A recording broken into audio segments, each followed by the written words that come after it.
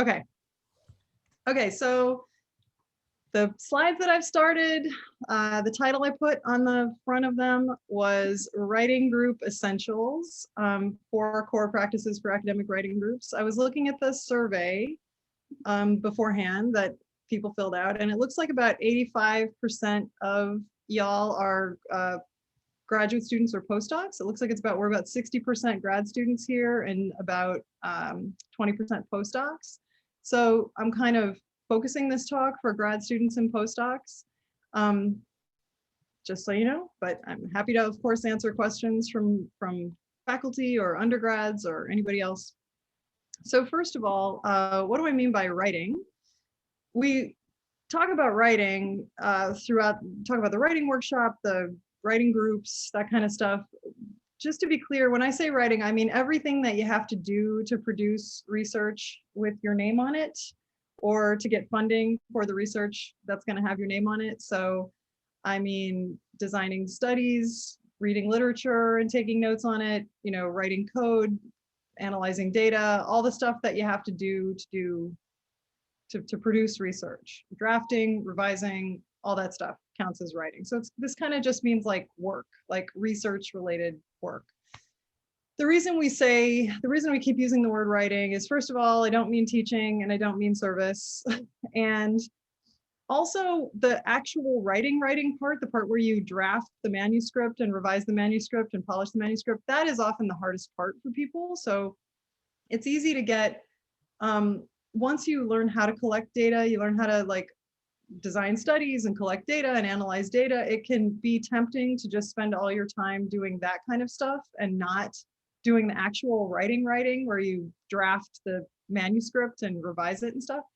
And so I guess I mean, when I say writing, I mean all the stuff you have to do as part of a study, but I also mean writing. Like if you find that you're debugging your code and that's taking 3 months and you're not ever actually drafting the manuscript because you have to keep debugging the code again and again, then you might want to look at yourself and say, okay, I have to really do some actual writing. Like I have to force myself to do like 20 minutes a day of actual drafting this manuscript, because that's really the hardest part for most of us. And also, you know, it's the central thing we have to do. I mean, you can't get a PhD except by writing a dissertation or, you know, by writing research for publication. You can't get grants without writing grant proposals. You can't get tenure without publishing. Like this is the main thing that we have to do as academics.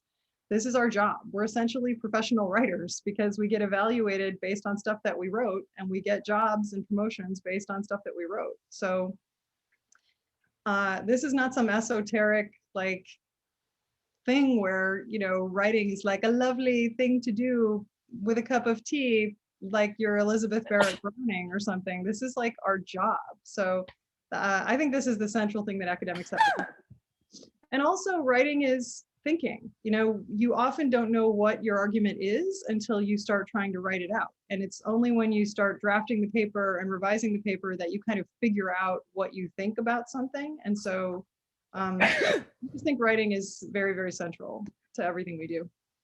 So that's what I mean by writing. And then the next question is, what do I mean by group? Ideally, I think a writing group, you know, if you're lucky and you have someone like Sarah or Martha or Geeta who's into this and they're willing to lead a lab or lead a seminar of graduate students, then you have like a faculty leader of your group. But even if you don't have that, I think it makes a lot of sense for us as academics to support each other and not to try to do this work in an isolated way. So here's how I think about models of graduate training. The traditional model is the apprenticeship model, right? That's like just your advisor. There's a grad student and the advisor. And this is what 90% of, if you read about graduate mentoring or people are talking about it, it's all about the advisor, right? They talk about people how to be better advisors and how to, you know, find better advisors and people should advise better.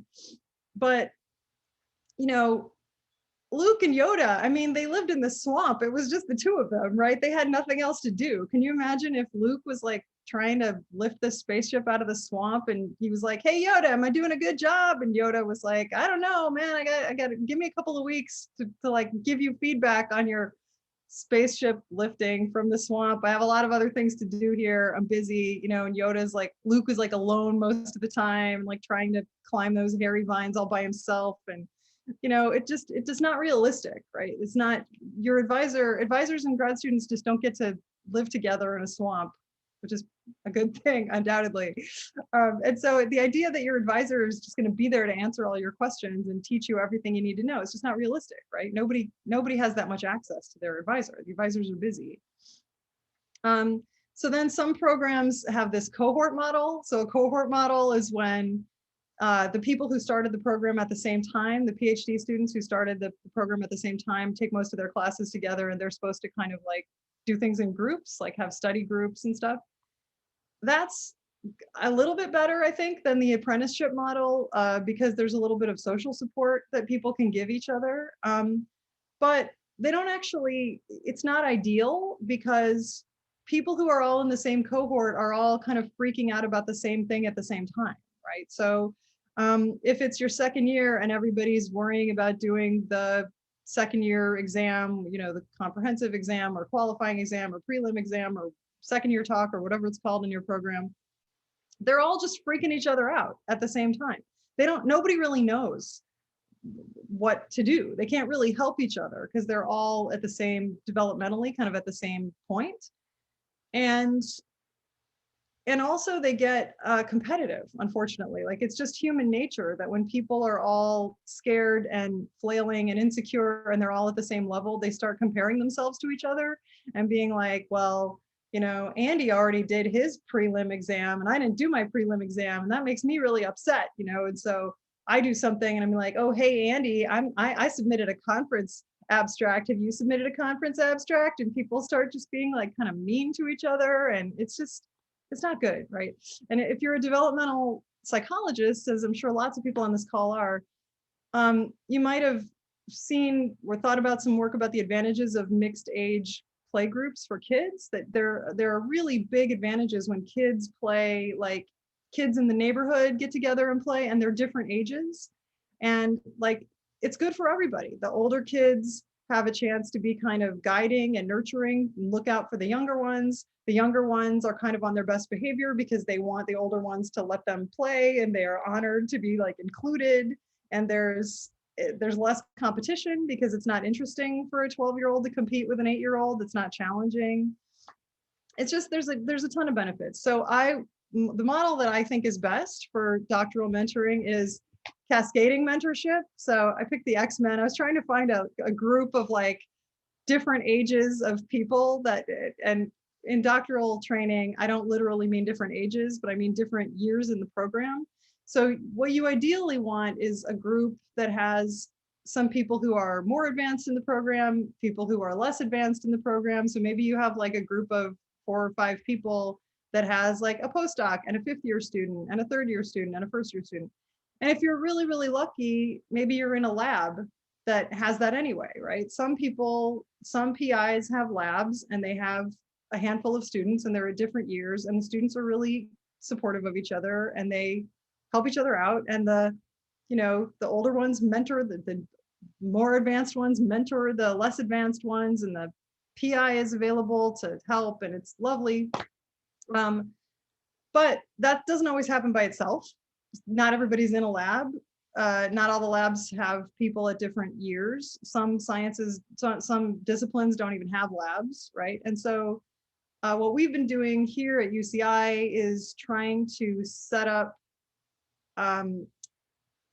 systems where we can create groups that grad students can belong to, that they don't have to, even if they aren't in a lab, even if their advisor doesn't have other advisees of different years, we are trying to help students set up these groups for themselves.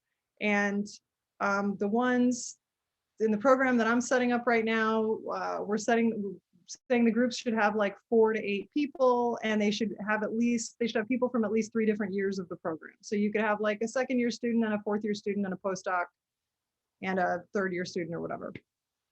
So just to let you know, this is what I'm envisioning as like the ideal group is kind of a smallish group of people that has people at different levels. Okay.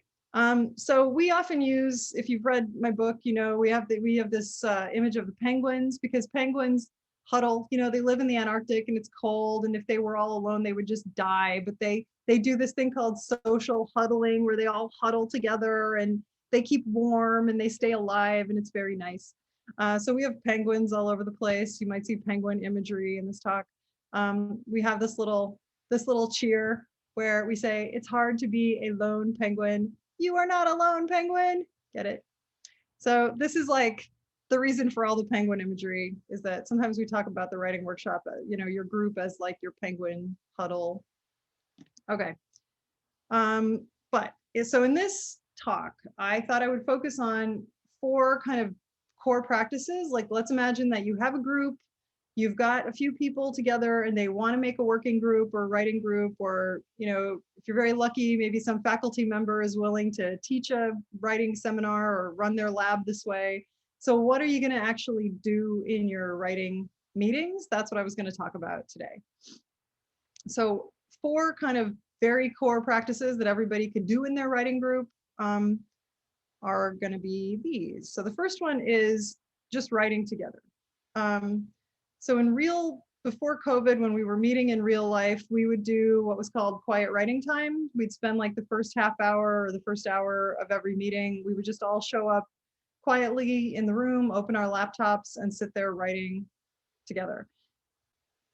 If you haven't tried it, I know it sounds weird. It sounds like, you know, like Liz Brannon said to me, I don't get it. Why, we could just do this in our office. Like, why do we have to go be in a room together to write quietly? And all I can say is give it a try. It's really, it really feels different. Sitting in a room quietly with other people all around you, knowing that everybody's writing together, you really feel supported. You feel encouraged if you have anxiety about writing, if you've been struggling with something you're trying to write, somehow just like having this time allotted where you're going to all go sit in the designated place at the designated time, and you're going to open your laptop and you're going to try to work on it. It just, people find it very encouraging. Students find that they are able to work on projects that they've been avoiding, for example. Anyway, so we call it quiet writing time. Sometimes you'll hear it called write on site, or sometimes people call it shut up and write, but I just don't, I don't like mean, we don't say shut up and write because it seems mean, and I don't like punishing, you know, if you're not writing, I don't think the answer is to punish yourself and be mean to yourself and try to beat yourself up about it. I think the question is like, how can you create a more nurturing, supportive environment that encourages you to write, that makes you feel safe enough to write? Okay, you could do that on Zoom. So you can do, since COVID, some of the writing groups that I am familiar with have been trying to figure out what to do. Do you still do quiet writing time? Oh, I won't lie to you, it's not as good on Zoom. Back in the day when we were all physically on the university campus, it was just such an oasis of calm and quiet. You'd be walking around all day, it was busy, it was chaotic, and then you'd walk into this room for your writing group and it was just quiet and everybody was quietly writing, and it was like drinking a cool glass of water when you've been hot in the miserable desert for a long time. Now that we all spend a lot of quiet time home alone during COVID, it doesn't have the same magic, but Nicole and my grad students and folks who are doing it say that they have been surprised that it's useful anyway. They still do quiet writing time together on Zoom. I guess they Zoom and they like leave their mics on sometimes, so that it's weird. Another thing that's weird about Zoom is like, you can't really feel the presence of the other people. You can't hear them breathing. You don't hear them clicking on their keyboard and shifting in their chair and stuff. So you don't really feel like you're together in the same way that you do when you're all in a room together. Anyway, so what I have been doing with one of my writing groups is we just all text each other. So this is like 5 assistant professors who are I'm trying to support them because they have serious caregiving responsibilities. They all have people they're taking care of at the same time that they're trying to keep their research going during the pandemic, and at the same time as they're all coming up for tenure in some defined period of time. And so I'm running a writing group for them, and they all said, look, Zooming is too much trouble, but we'd like support for our daily writing practice. So they all decided they wanted to start writing at 7:30 in the morning. These are people that have young children, so they're up anyway. And so we have a text group, and every morning at 7:15, I text all of them and say like, good morning, it's time to start writing. And everybody texts back with like, yep, I'm getting my coffee, or yep, I'm gonna start writing. And so we're not Zooming while we're writing, we're not in a room together writing, but there's a kind of checking in every day where somebody reminds you like, don't forget, it's time to write. Okay. So these are ways you can do it, but I won't lie. I am looking forward to the day when we can go back to the physically sitting in a room writing quietly together, because I really loved that. And it was like my favorite part of the writing group. Okay, writing together helps with lots of things. So just to talk about why it's worth doing, it provides kind of social support and encouragement for regular writing. One thing that we emphasize a lot in the writing workshop, and that, you'll see if you read my book, is that trying to cultivate a regular daily, or at least semi, maybe not every day, but like several times a week, regular writing practice just solves a whole lot of psychological, like it overcomes a lot of psychological barriers that people have about writing. And if you can train yourself, or I don't know, if you can somehow establish and nurture this practice of writing just a little bit every day, it really makes things a lot better. Like, it makes your whole writing practice better, it makes you more productive, it makes you less anxious. And writing together is one way to do that. Like, because sometimes when people have a lot of anxiety, they just really find it difficult to sit down and open the laptop and open the document and start writing. And when you designate a time and a place to sit together and do that, it's like you're making it turns it into a social, like a date, right? Like, not a date, but like an appointment, like a meeting that you have, that other people are going to notice if you don't show up, and you can't pretend that like you had to do your laundry at that time, because there's like social accountability for it.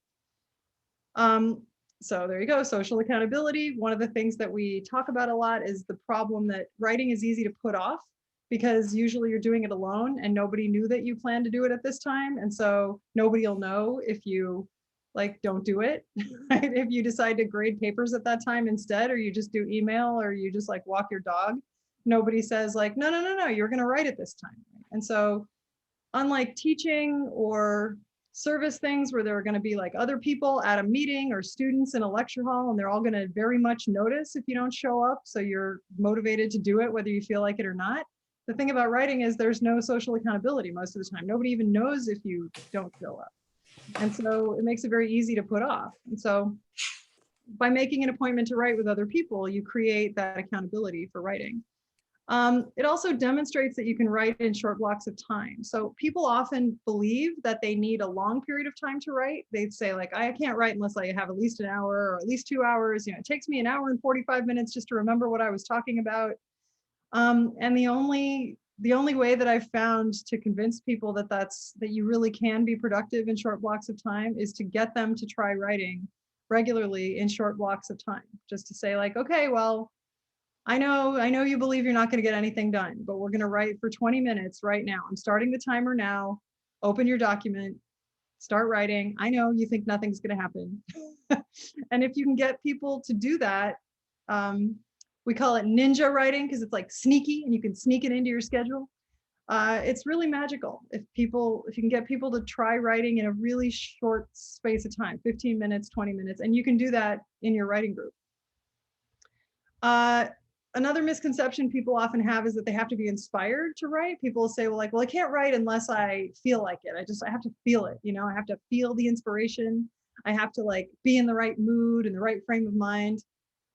No, you don't. That's anxiety talking. And one way to overcome that is to know that it's your writing meeting today, and you're going to sit there and write for 20 minutes at the beginning of the meeting, whether you feel like it or not. And that gets people to actually, again, open the computer, open the document, try to write, and then they find that, like, oh, actually, they can. Even when they didn't feel inspired, they can write. Inspiration catches up with them. You don't have to know what you're going to say. That's another misconception, that people don't write regularly because they say, well, I have to know what my argument is. I have to have collected all the data and analyzed all the data and know exactly what I'm going to say before I can start writing the paper. That's a real misconception. The fact is that writing is thinking, and you won't figure out what you're going to say until you start writing the paper. But again, the best way for people to discover that is that they just that they write, that somehow you get them to do regular writing in short spaces of time, and they discover for themselves that, like, oh, I didn't know what I wanted to say, but I started writing anyway, and then I started figuring out what I wanted to say. And like I said, pre-COVID, quiet writing time was just totally lovely, and it was my favorite part of the day, and I miss it. Okay. So the second thing, besides quiet writing together, is you can make research and writing plans together. So in our writing workshop, again, this is detailed in the book, we do 3 levels of planning. We make an individual development plan, which is a plan for your work for like 1 to 5 years. We make a term plan. So if you're on a semester system, you make a semester plan. If you're on a quarter system, you make a quarter plan. So that's 10 weeks on a quarter plan, or 15, 16 weeks on a semester.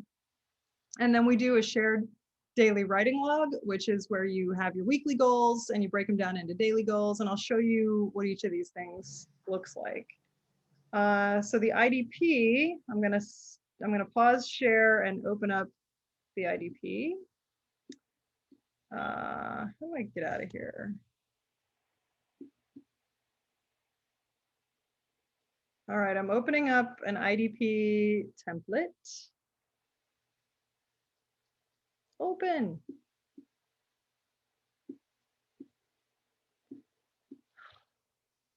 I'm sorry, you guys. I opened these yesterday because I wanted them to be all ready. Here we go. All right. Are you seeing the IDP? I don't know what you're seeing, and I can't see your faces. Nope, sorry. We just have the Google Slides right now. Might be that you're sharing the wrong. You might need to cancel and start a new screen share. I will. I'm just gonna share my desktop, because then hopefully it'll share whatever I have on the front. Okay, can you see sample IDP of a 5th-year PhD student? Yep, looks great.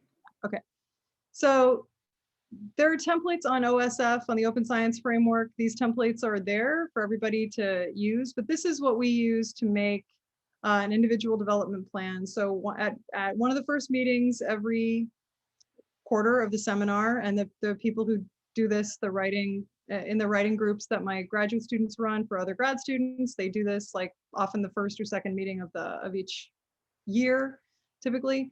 An IDP is where you take what you're trying to accomplish in the next some number of years. So if you're in grad school, you're probably going to make one that lasts until you finish your PhD. If you're a postdoc and you're on the job market, you probably can only make an IDP for a year or two that lasts through your job search, because you don't know where you're going to be at the end of that. If you're an assistant professor, maybe you make one that lasts until you go up for tenure.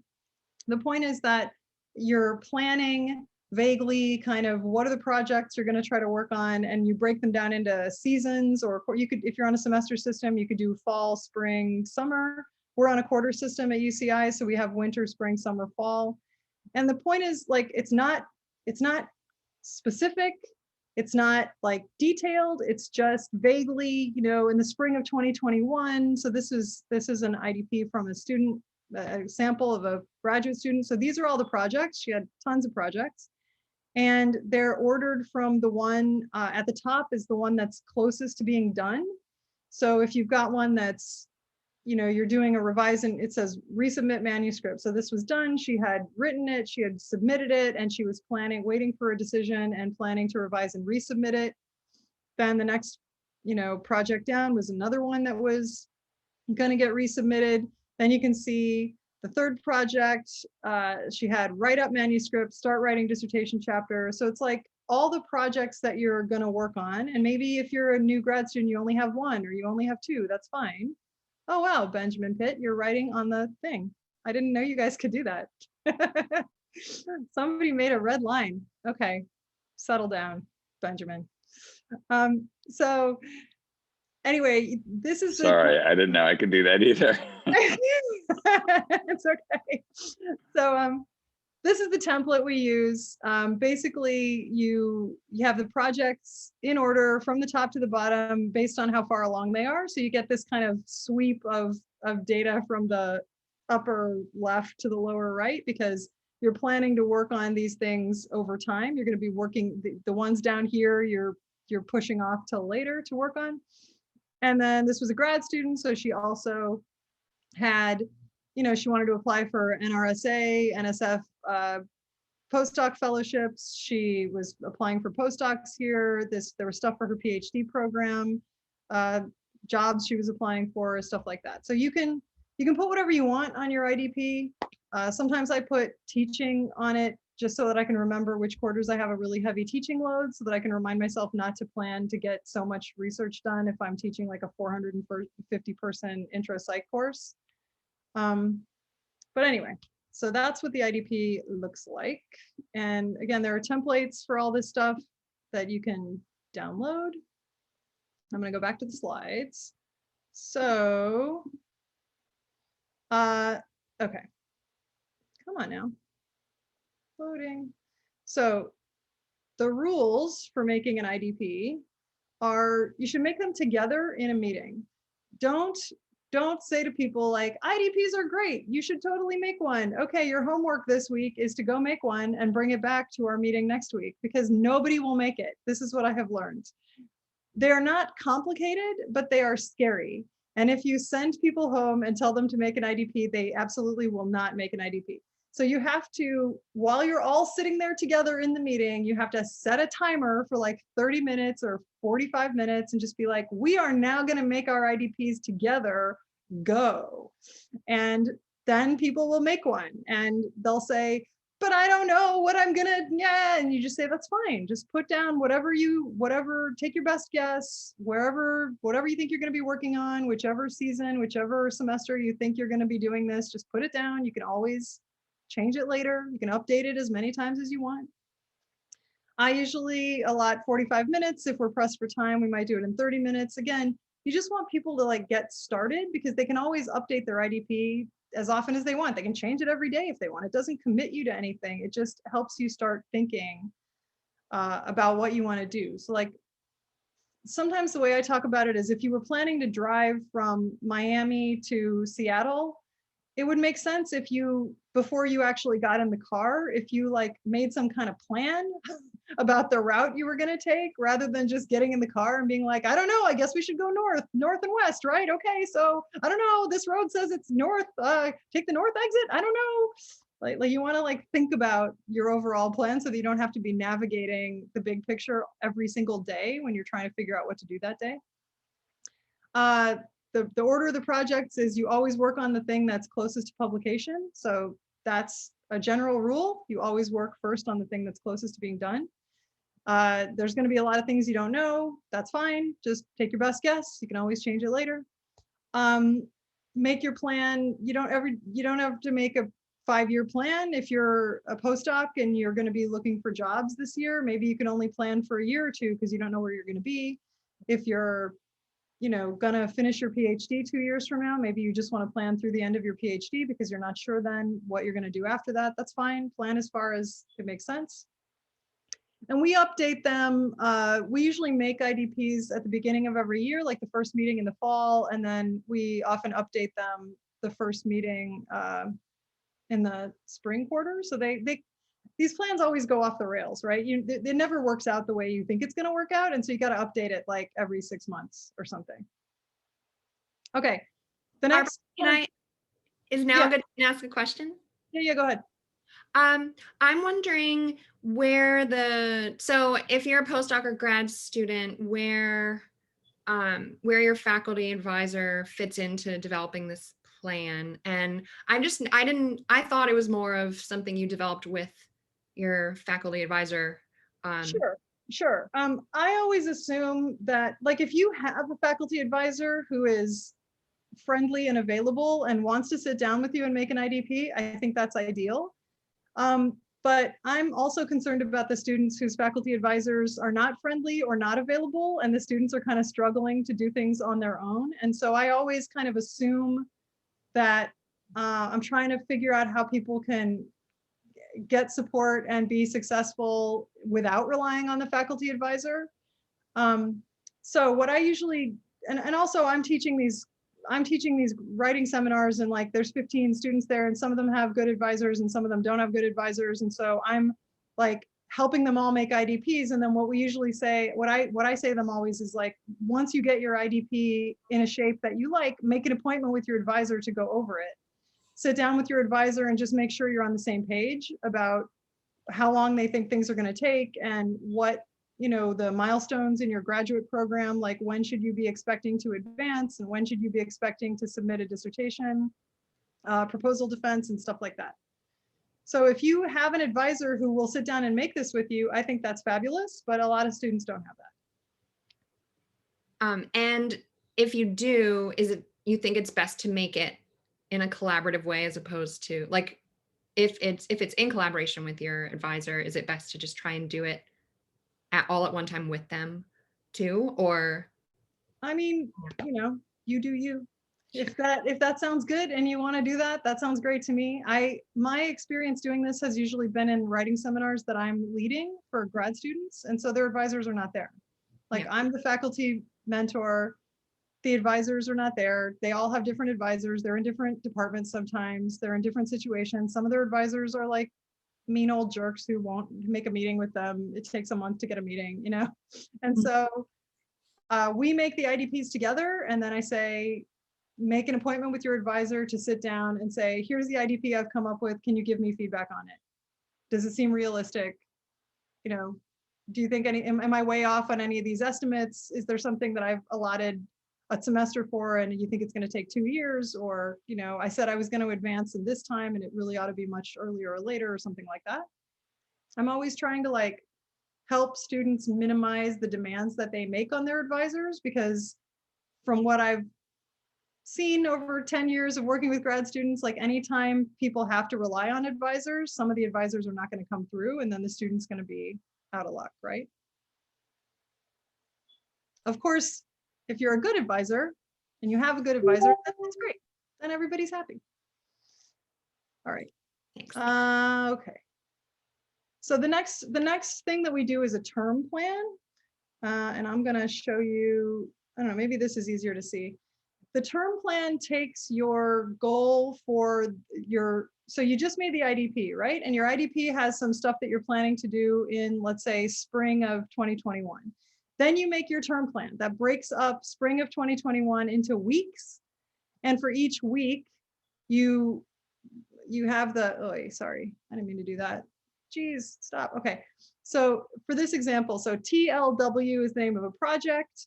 This is from the IDP. Waiting for reviews was the thing that was written for that project for the spring. And so there's not really like anything to do on it. So then you go to the next project, Spinner Methods paper, write manuscript. Okay. So the goal for the semester on the IDP was to write the manuscript for this project. So then you look at the 10 weeks or the 15 weeks of this semester, and you try to break up that, you know, if you're going to write a manuscript in 15 weeks, then you got to break it up. What do you plan to have done by the middle? What do you plan to have done? What do you have to do by week 10? What do you have to do by week 5? Does that make sense to everybody? You kind of like take the thing you're trying to do this semester and you break it up into little sub goals for the weeks. Okay. So we do that at the beginning of every term, at the beginning of every semester, or the beginning of every quarter. You sit down and you make your plan for the quarter or the semester. So then you have weekly goals. And again, like, just do your best. Then there's always a conversation where people say like, but I don't know how long it's going to take because I have to, you know, I submitted a thing and I don't know how long the journal's going to take to get it back to me, or I'm waiting for comments from my co-authors, or I'm waiting for comments from my advisor, and it's going to take, I don't know how long they'll take to get back to me, so I can't plan. That's cool. Like, just take your best guess, put it on the plan, and you'll have to update it later. The point is that putting stuff on paper or on a spreadsheet helps you not have to keep it all in your brain all the time. So it just takes off the cognitive, it takes some of the pressure off you. It releases some of the cognitive load of trying to keep track of everything you're working on and what you're supposed to work on first and what the next step was. And if you're trying to keep all that in your mind at the same time, then it's just overwhelming. And so it's really good to just have a plan and be like, okay, well, this week, Spinner methods paper, I was going to outline and I was going to go back and look at the data. I was going to revisit the data because I haven't looked at them in 6 months. Okay, that's what I'm doing this week, right? It makes it easier to figure out what to do on a given day. All right, so again, we make the term plans together in a meeting because for the same reason as the IDP, if you tell people to go home and make a term plan, they all think it's a great idea and they do not make one. I have learned this. Again, we use 30 to 45 minutes because that's long enough to help people open a template, start filling it in. They don't have to, don't worry about filling it in completely. Like you can change it as often as you want. We put deadlines. So on term plans, you often have deadlines, grant proposals that are due, conference things that are due. We put those in red or highlight them so that you can glance at it and see big, things jump out at you visually that you have to keep in mind. Sometimes on a term plan, I include teaching or travel so that I can remember like, okay, I'm going to be going to MCLS this week. So I can't, I have to block that out on my term plan that the whole week, I'm not going to have as much time to write because I'm going to be traveling. Or, if I'm teaching a very heavy, I don't know, if I have some huge teaching thing that's going to take up a ton of my time in the first 2 weeks because I'm teaching a new huge undergraduate course that I've never prepped before, then I might try to take it easy, like plan less stuff to do in the first couple of weeks because I know I'm going to have a crazy amount of teaching prep, that kind of thing. And then during the term plan day of the writing workshop, we always end up having a discussion about worrying about things you can control. Like there's a basic like principle of mental health is that if you worry about stuff that's beyond your control, it's going to make you crazy, right? So if you have things on your term plan, like, my goal for the semester is to get this paper accepted, then you're going to just be unhappy, right? Because you can't control whether other people accept the paper. You can control things like you're going to write the paper, you're going to submit the paper, you're going to work on it. Or really what we often say is the only thing you can control is how you spend your time. So you can decide you're going to spend an hour every day working on this paper. And that's probably going to lead to the paper eventually getting done and submitted. But you can't, if you put goals like, have brilliant ideas, but you can't control that. Like that's not something you can control. And so if you have that, if you decide that your happiness is going to be contingent on that, then you're just not going to be happy because that's not something you can put on your plan. So we have a rule on our term plans that it can only be stuff you can control, right? You can't put things on it that rely on other people are going to like my work, or other people are going to approve of me, or I'm going to like win awards, or I'm going to have fantastic ideas, or I'm going to find brilliant, exciting findings. My goal for the semester is that my experiment is going to come out with super significant findings and revolutionize the field. Like those are not goals, those are wishes. Those are things you wish for, but they are not things you can make happen. So sometimes I do a little game where I say like, okay, I'm gonna say something that you want to happen and you guys yell out if it's a goal or a wish. And so I'll say like, write for an hour every day on your manuscript, and I'll say goal. And then I say like, win an award for the best new scientist in your field. And they all say wish. And like, we play that little game, right? Where we just think about the difference between like things that depend on other people or luck or, you know, those are wishes. Things you can't control are wishes. Things you can break down into sub goals and work on and make happen are goals. So only goals on the term plan, please. And then we update the term plans every 5 or 6 weeks. That's about how often, that's how long they take to go off the rails. So about 5, 6 weeks after you make it, it will be so far from reality that it won't be useful anymore. And then it's time to update it. So that's how we do. Okay, the next and third level of planning that we do is the shared daily writing log. So, and I got permission from my grad students to show you our actual current shared daily writing log that we're using right now. And I opened it because it's exciting to see things that are real, right? Okay, can you see this? Yeah, can you see the new shared daily writing log? Okay, so you can see this is the one for this week. So you can see at the beginning, the first column here, it's got weekly goals. So theoretically, these are from your semester plan or your quarter plan. You had some kind of goal for this week, right? And so you put those on there. And then these green columns, for every day, there's 3 columns. The green one is the daily plan, the stuff you're trying to do for the day, for each day. So at the beginning of the week, basically on Sunday night, sometime on Sunday afternoon or Sunday night, each of us gets on this spreadsheet and we put our goals for the week, and then we break them up into goals for the day. So you can see on Tuesday, I wrote, working on a talk for MCLS. That feels creative. And so here's the previous tab. So this is the January 18th week. And these are all my grad students and postdocs. And then January 25th is this week. These are the graduate students and postdocs. Okay, and the middle column depends on where you are. Sometimes the middle column for us has said, did you write today? Even 1 minute counts. And people either write yes or no. And if they write yes, then it turns yellow. And if they write no, then it doesn't turn yellow. And I think that's what you should do if you're really struggling. If you're like an advanced grad student or a postdoc and you're in a bad place with your writing and you're finding it really difficult to write at all, it's really good to have a very minimal goal, like too small to fail is what we say, you know, like it's the opposite of banks that are too big to fail. It's the goals are too small to fail. You have a tiny goal. It's like, I just want to write for 1 minute a day. But everybody in this group right now is having a pretty good time with their writing. Everybody's, and nobody's really dealing with writer's block right now in our group. Everybody's being pretty productive and happy.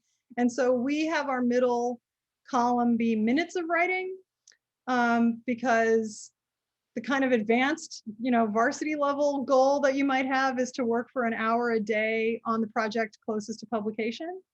So what we have is everybody writes puts how many minutes they wrote. If it's between 1 and 59, it turns this pale yellow color.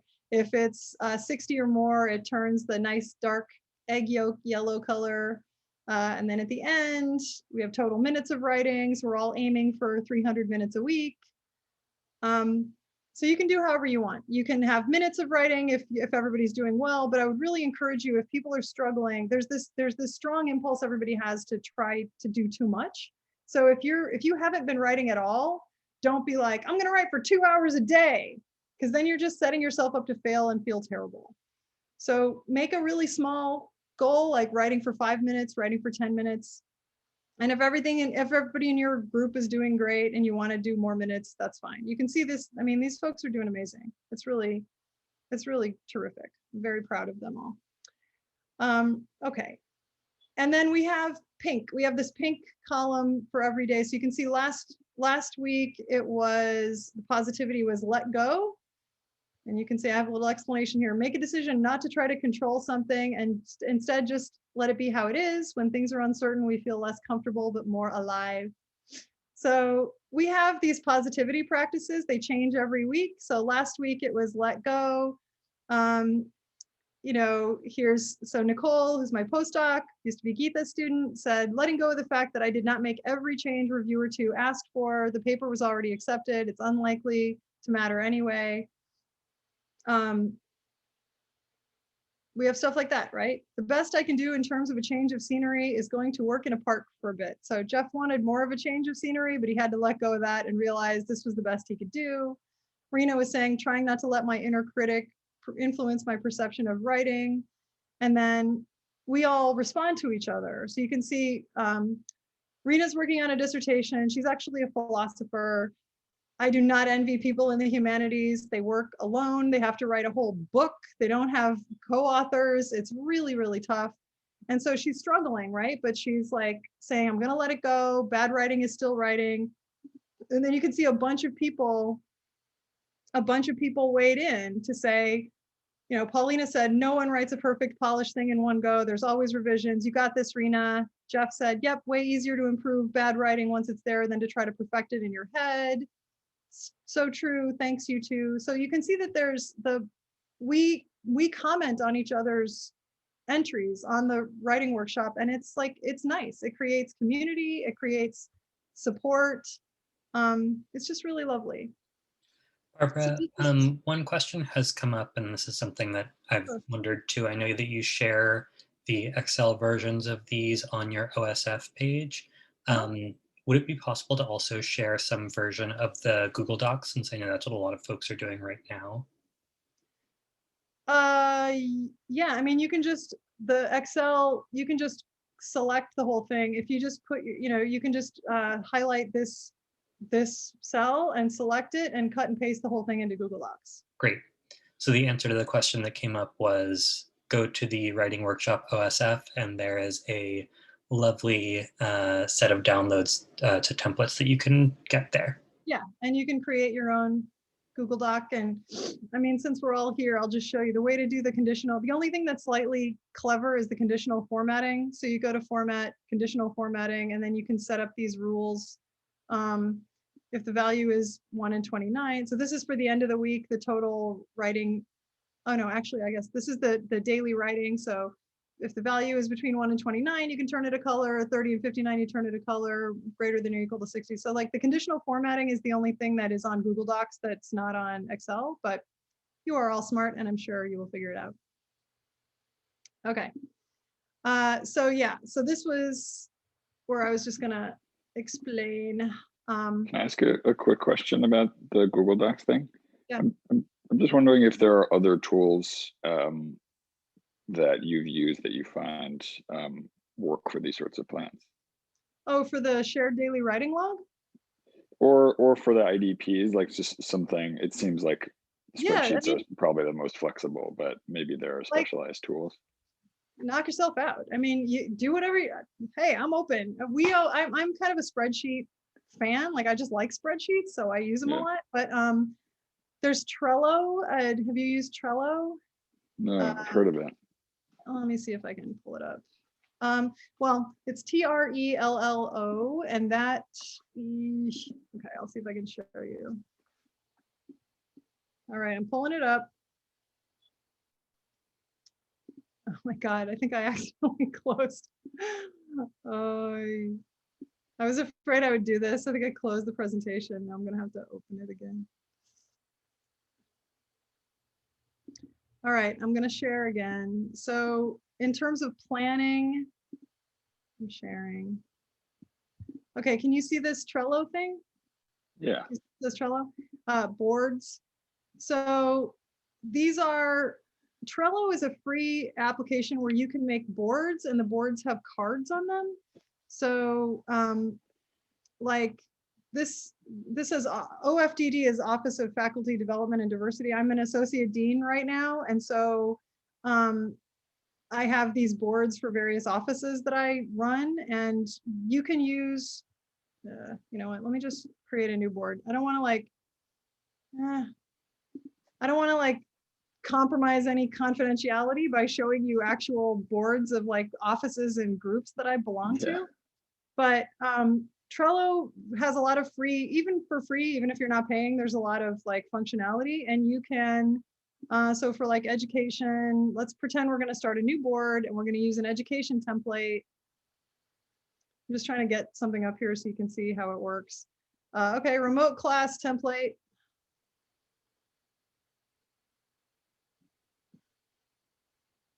All right. So you can see view template. No, just go. Just let me make it. Use template. Load. MCLS. Okay.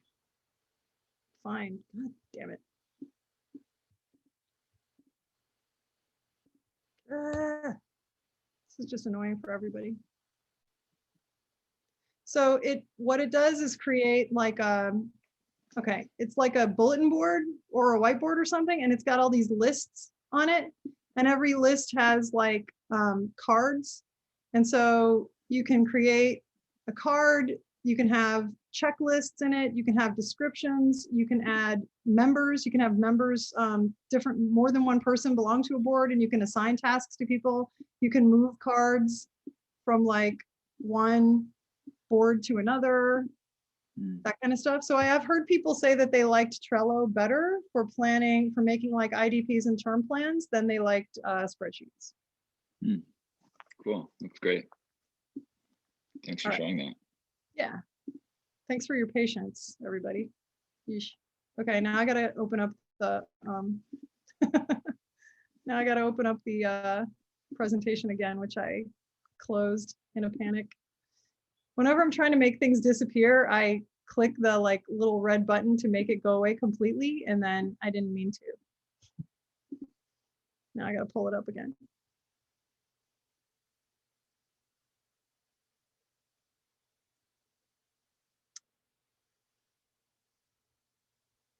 All right, here we go. I have it up. Everything takes much longer to load when Zoom is on.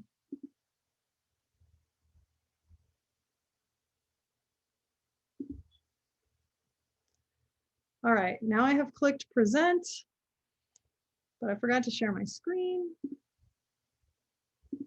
All right. Here we go, back to the presentation.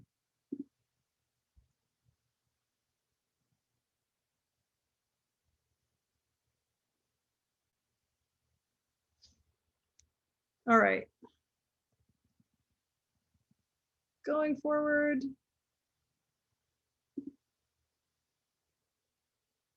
Tips for making term plans. All right. Next thing, check-in. Okay, so the first thing I recommended you do is write together. The second thing was to do planning, IDPs, term plans, and shared daily writing logs. The third thing that I think is worth doing at the meetings of your writing group is checking in.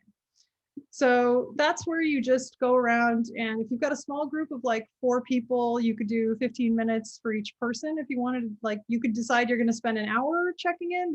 There are groups that are called accountability groups where this is basically all they do.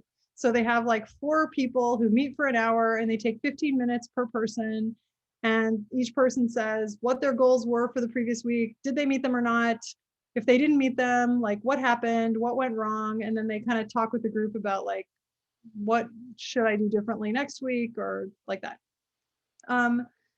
We don't usually spend a whole hour checking in. We do maybe 5 to 10 minutes per person, but it's basically everybody gets a chance to say how their week went, and if they're running into any problems, they can raise them. You know, if they want to do like troubleshooting, like I was trying to do this, but it's not working, or I've been trying to, you know, I have a co-author and I've been waiting for them to answer me and they're not getting back to me, and what should I do? And like, it's just a time for people to kind of talk about what problems they're having and share information or get advice from the group. So if you have a small group, you can take a lot of time for each person.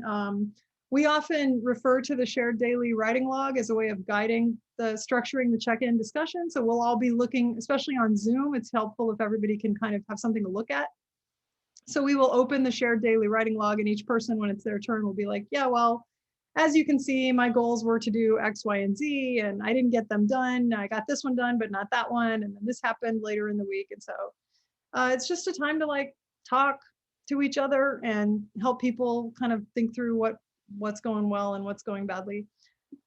If you're in a bigger group, like if I'm teaching a seminar with 10 or 15 people, we don't have time then to have every person, you know, take 10 minutes to talk about their week or whatever. So we might just kind of say like, how's everybody doing? And if somebody has a problem that they ran into that they want to bring up to discuss with the class, then we'll end up talking about their problem.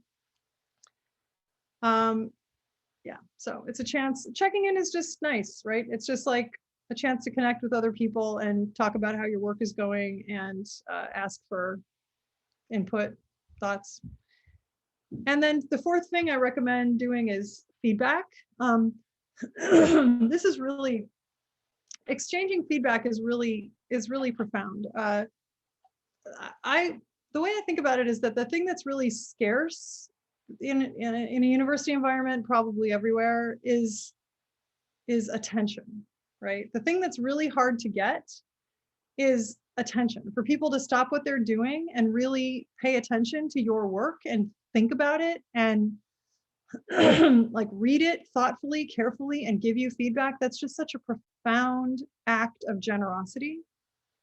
And it really, when people do it skillfully, just the feeling of like being supported and nurtured and helped that you get when you sit down with your 3 friends and they really stop what they're doing and read something you've written and sincerely give you feedback on it. It's just a lovely, beautiful thing. It just makes you feel so not alone and so supported. And it's just really great. So the way we do it is even in real life before the pandemic, we always do feedback via Google Docs. And I have a video with Dan, my student Dan Barsever has given his permission for me to show this video. So I'm going to show you what it looks like. I have this, we call it the feedback forum.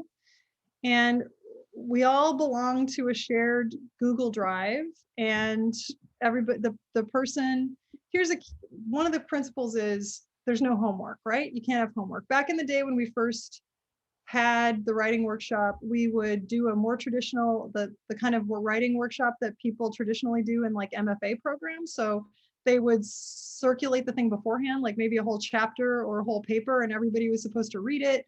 And then they were supposed to have comments ready, and then we would get back together and discuss it. And it didn't work very well because nobody read it. Maybe somebody read it, but like nobody, mostly they would come to class clearly not having read it, and they didn't have any very deep or thoughtful comments to make. And it would be like just no discussion. And then people would be like, there's a typo on page 24. Okay, thank you. Like it didn't work very well. So we switched to doing feedback on just 1 or 2 pages at a time, and nobody has to read it ahead of time. So we are in the meeting, we allot half an hour per feedback forum, and the person uploads a piece of writing that's like no more than 1 or 2 pages. We all spend about 20 minutes quietly reading and commenting on it all simultaneously, and then we spend about 10 minutes just discussing it orally. So I am going to show you what that looks like. I have a video. I'm going to, again, try sharing my screen. Okay, do you all see, Andy, I can see your face in my little Brady Bunch thing here. Do you see the video? Yeah, okay. I'm going to play the video. So this is Dan Barsever, and he was maybe a 3rd-year grad student or something at the time. He gave me permission to share this. I just screen captured the feedback forum we were doing. Okay. I love this. That's him talking. It's about a restaurant on TripAdvisor that became the #1 rated restaurant on TripAdvisor in London. So that's him just telling us about what the piece of writing was. And then you can, there's a little bit of crosstalk, but mostly we're all just commenting. We're all reading at the same time. There's like maybe 13 of us in the room, and we're all just reading and commenting at the same time. I'll speed it up so you can see it double time.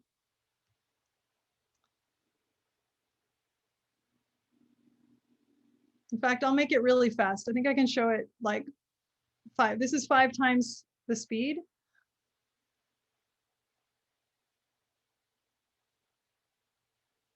It's kind of hypnotic to watch, right? I actually love watching video like this, and you can see that there's 13 different people. They're all at different years of the graduate program. Some of them are 1st-year students, some of them are postdocs. They have all kinds of different feedback to give this guy. Some of them are cognitive scientists. This guy works in AI. Some of them were talking about the coding. You might recognize Alex Etz on there, who's a statistician. He's one of the developers of JASP statistics program.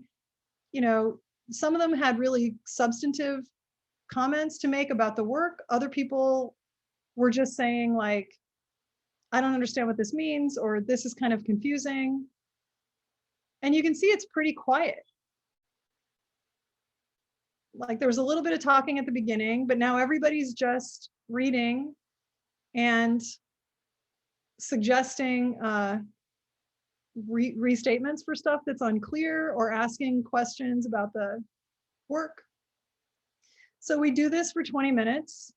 And then at the end of 20 minutes, we all talk orally. We just give him whatever feedback we had. There were oral comments. Does anybody have questions while we're looking at this? It's a good time for you to ask me questions. So this is just an outline for a paper, or it could very easily be just an outline for a paper. Yeah. Yeah, anything that you can fit in 1 or 2 pages. So sometimes it's like a conference abstract, a figure, an outline. If somebody's writing like an NIH grant, then you know you've got that 1-page thing at the beginning that's supposed to be the summary of the whole grant. Sometimes people want to workshop those. It's just basically anything that's like 1 or 2 pages. Anything you want to share, you can share. This happened to be an outline of a paper he was working on. And so Barbara, I have another question. How often do you do that feedback session? Do you do it in every single session? Yeah, we have feedback form in every session, but depending on how many, so if there's 10 people in the group and we have 10 meetings, and we usually allot an hour for feedback, so that's 2 people because it takes half an hour for each person. So that means each of the 10 people can get feedback twice during the semester, something like that. So we do feedback every single time, but each person only gets feedback like maybe once or twice a quarter, depending on how many people you have in the class. Does that make sense? Yeah, but I'm wondering whether people, because you said you will provide feedback for 1 or maximum 2 pages, but I'm wondering whether people will write more, right? So during 1 term or 1 semester, they will write more than like, let's say 4 pages, but they receive comments for only 4 pages. Right. Their draft. Yeah, I mean, people definitely don't get workshop feedback on every page of everything they're writing. So they pick something that they really want the group's input on, whether it's an outline or a summary or an abstract. Some people, if they're applying for a fellowship, maybe they want the group to read their personal statement. So we definitely don't all read everything that each other writes. So if you wanted that, if you had a buddy who was willing to read everything you wrote and you were willing to read everything they wrote, you could exchange feedback on longer pieces of writing, but we don't. We just get it on like 1 or 2 pages at a time. And Barbara, just for a little bit of additional context, and I think you've already responded to this, how long are your writing workshops typically? Because we have our writing workshop our writing group that we meet on Tuesdays. We've only been able to carve out 2 hours. So taking a half hour each time feels like a lot. Ours is 3. Okay. So we usually have 3-hour meetings or 2 hours and 50 minutes. But I know that honestly, that's just because that's the way graduate seminars are scheduled at my university. They're scheduled in 3-hour blocks. And I think some of the writing groups that my grad students now are running for other grad students, they have 2-hour meetings because they just felt like 3 hours was too long, too hard for people to put in their schedule and too hard to concentrate. And so they have to pick, what they want to do. So they do, I think, half an hour, maybe they have 1 feedback session per meeting. So it's like half an hour instead of an hour. And they do maybe like quiet writing together for an hour, check-in for an hour and check-in for half an hour and feedback for half an hour or something like that. Or maybe they do feedback for an hour. I don't know. Feedback is really great. It's like everybody's favorite part of the meeting, right? Because it's so useful and so helpful. So in general, we allot 30 minutes per person. We do 1 to 2 pages at a time, not anything longer. We use Google Docs. Like I said, we have 20 minutes of people reading and commenting on it, and then 10 minutes of discussion. And if you don't know what to write, if you're just getting started and you're not used to giving people feedback, reverse outlining is really helpful. So reverse outlining is when you look at a paragraph and you try to determine what the main idea of the paragraph is, and then you write that at the top as like a topic sentence. Or if the paragraph is really well constructed and has a clear topic sentence, maybe even the first sentence, then you might just highlight that. So again, if you read my book, reverse outlining is a whole technique for taking something that's drafted and trying to pick out the main important ideas in it and further refine your argument. And we often end up helping each other by trying to reverse outline each other's work. You know, somebody has drafted 2 pages and it's a little unfocused, and somebody else might come along and try to create an outline from it that's picking out the most important ideas of each paragraph, and that's really helpful to the author. Often it's very helpful to the author to have somebody try to help them identify what the main ideas in it are. Or another good thing to do is just pick out, if you're giving somebody feedback and you don't know what to say, pick out a section that you particularly like, pick out a sentence or a paragraph that you just think is really good, and highlight it and explain what you think is really good about it, because that'll help the author figure out what's working. Or you can pick out a section that is really confusing and just say, like, I don't understand this. I was with you up until the 3rd paragraph, and then this, I don't understand what this means. And again, it's just really helpful for the author to understand where they're losing the readers. Okay, so I showed you the video. All right, and the last thing I was going to show you, and then we have plenty of time for questions and answers, is this. You can download the preprint from OSF, but we did in the summer and fall of 2019, we did an actual randomized controlled trial of this writing workshop intervention. So we had doctoral PhD students who were randomly assigned to either be in the workshop for 5 weeks or be on a waiting list for 5 weeks. And then the next 5 weeks, we switched it. So just to walk you through this figure, which the reviewers told me was terribly, terribly confusing. This orange dashed line is the control group. So that's the group that was assigned to be on a waiting list for the first 5 weeks. The solid blue line is the other group at the same time. They were assigned to be in the intervention for the first 5 weeks. And then in the second 5 weeks of the study, weeks 6 through 10, the waiting list people, they got to have the intervention. So they became an intervention group. And then the group that had already been in the intervention for the first 5 weeks went into what's called a maintenance group. So they were just meeting together with other grad students to kind of keep giving each other feedback and keep writing together, keep checking in, but I wasn't there. There was no like faculty led, whatever. And over here are the changes. So for each, you can see the orange dashed line is the control group. The blue middle ones are the intervention, and the purple one is the maintenance.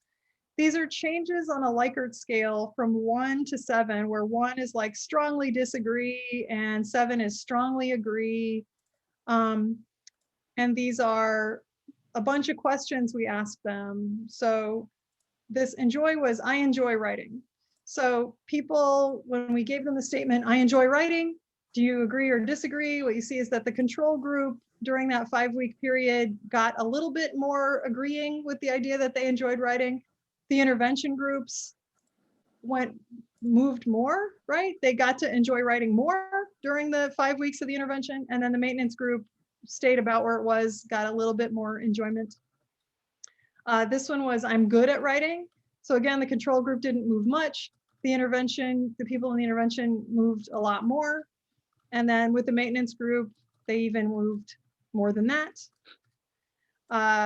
This one was, I know how to describe my research in a way that non-experts can understand. So you can see over the 5-week period, the control group actually agreed less with that. They lost confidence in their ability to do that. The intervention groups gained a lot. The maintenance group continued to gain. This one is, I know how to give feedback. I know how to give constructive feedback on other people's writing. Not much movement in the control group. And actually you can see there wasn't that much movement in the intervention groups either. The first group got a little bit better. The second group didn't move much. But this maintenance group moved a lot. So feeling like you know how to give feedback on people's writing is not a thing that develops immediately. What you can see is in this 5 weeks of intervention, people didn't immediately feel like they were good at giving feedback, but over more time, over 10 weeks, we started to see people felt more confident about their ability to give feedback.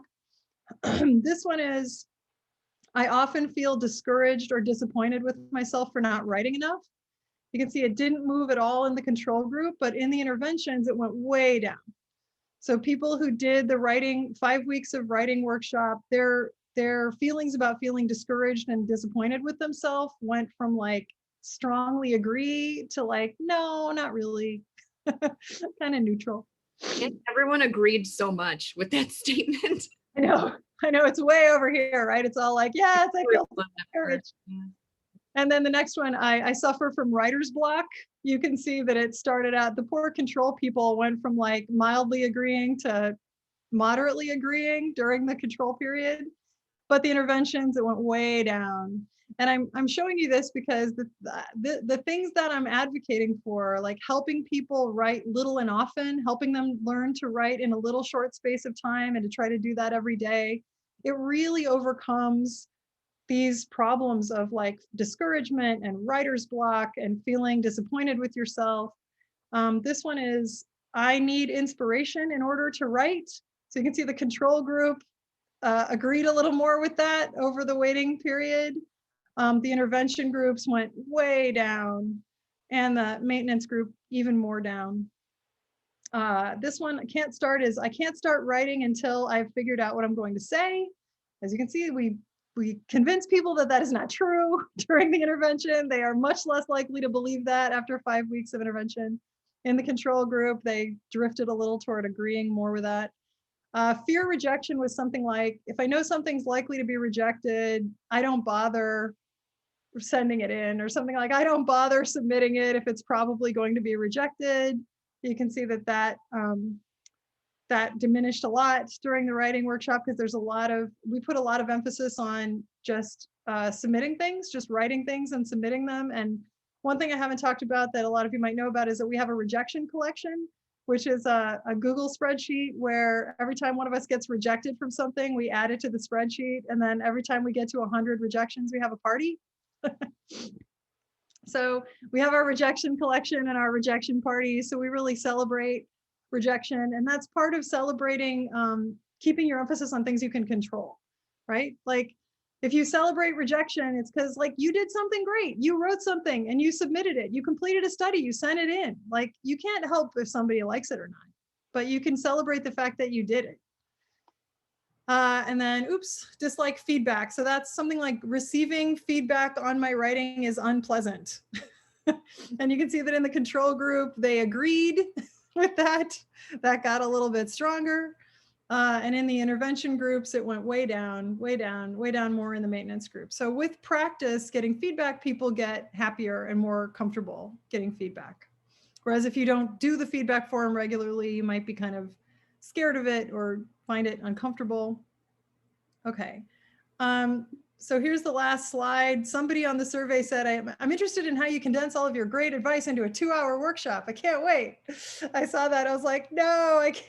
No, I am not at all going to say everything I have to say in 2 hours. So I just picked out 2 hours worth of stuff to say, but there's lots more advice. So there's a writing workshop book. It's free. I think the best way to read it, if you're going to read it with a group, is on Perusall, which is this free site, free for you, free for the students, where people can read things and discuss things together. It's a great site, and I put the book on there for free.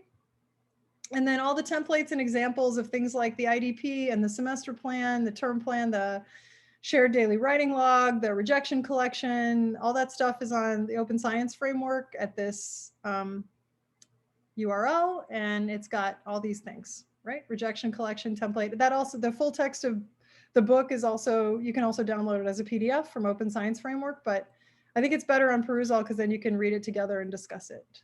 All right, I'm done. Now we can have questions and answers.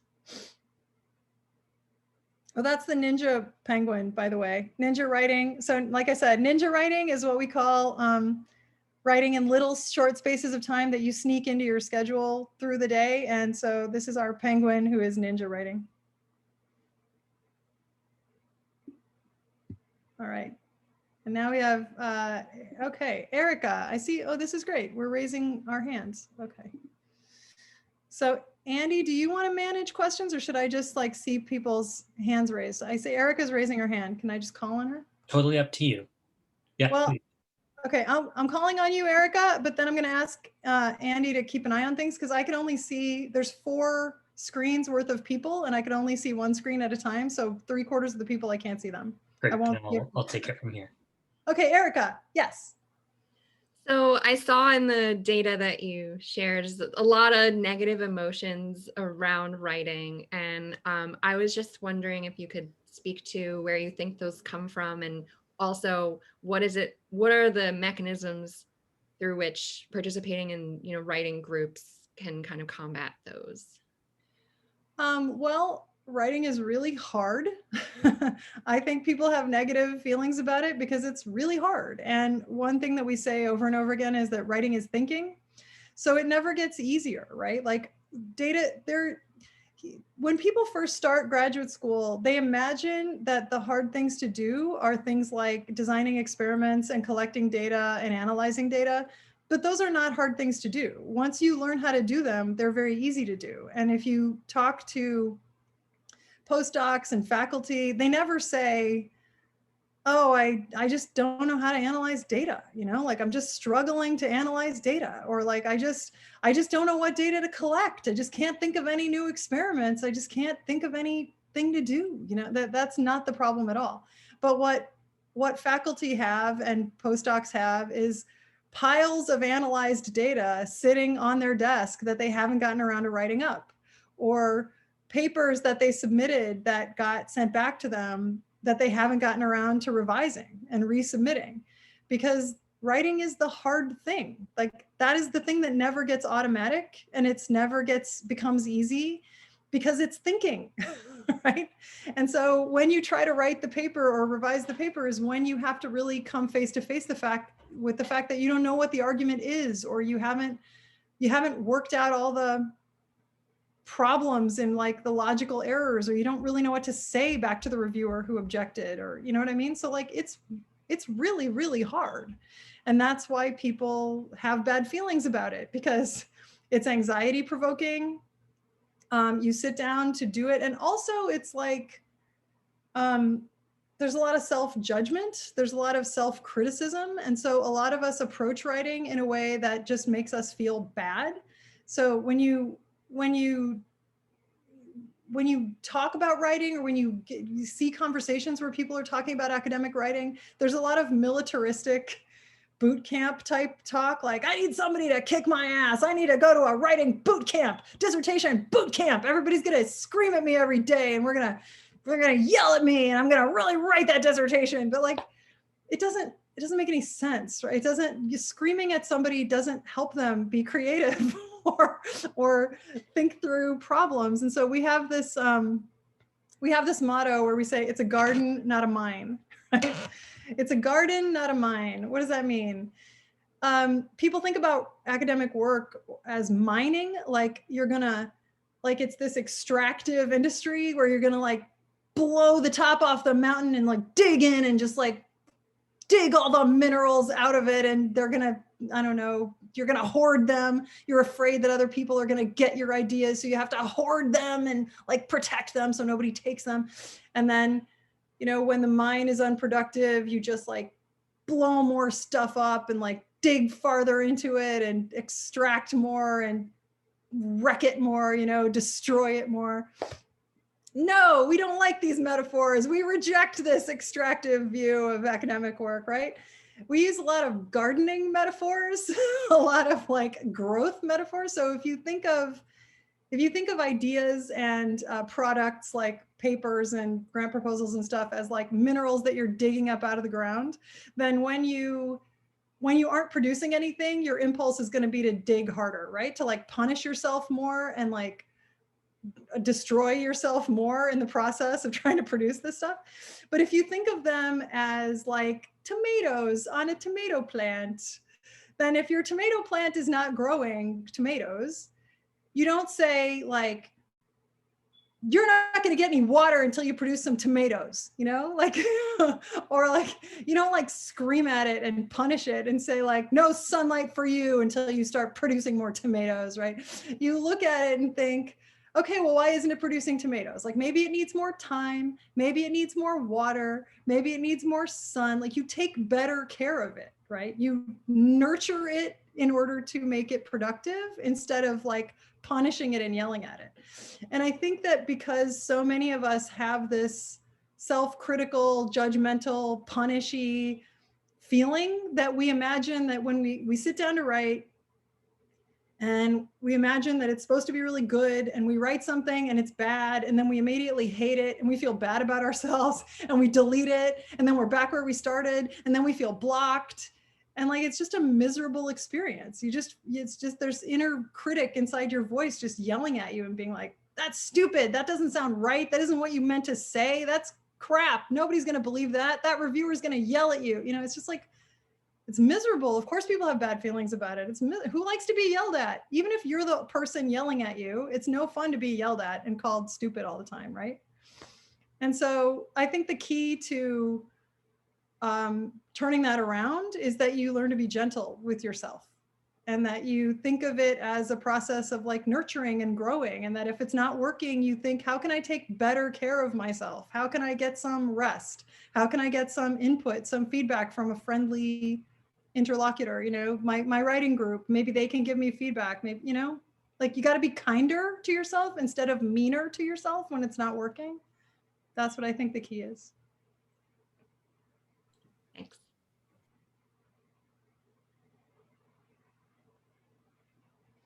Andy, do you want to pitch me another question? I do. I have this survey open over here so that I can just start throwing them at you. One that really resonates with me is how do we go about, and I think this goes along with being more friendly to yourself, how do we go about setting more realistic goals for ourselves? How do we get a sense of, as we start to plan out a term plan or an IDP, giving ourselves a realistic sense of this is going to take X amount of time and then not being disappointed when it takes 3 weeks longer than that? Yeah, I mean, I think you just with time, I think you just have to be forgiving and understand that everybody overplans at first. So the first IDP, the first few IDPs that you make, the first few semester plans you make are always ridiculously ambitious. They're like superhero fantasies of everything you're going to get done. And then you just, you know, that's why it's good to have the support of a group that you make this list and then you're tempted to never look at it again. And then when your group says like, okay, it's time to do our semester plans again, you're cringing, you know, you pull it out thinking, oh God, I haven't done anything. And usually what happens is people are worried that their semester plan that they made 6 months ago is going to be terrible. Like it will be so ambitious and they will have achieved so little that they're going to feel terrible. But then they open it up and they're like, it's not that bad. Like I didn't get everything done that I expected, but you know, it wasn't terrible. I got some stuff done. And I think over time you get better at estimating how long things are going to take. You know, there's a rule of thumb that says things take 2.5 times longer than you think they will. You know, I don't know.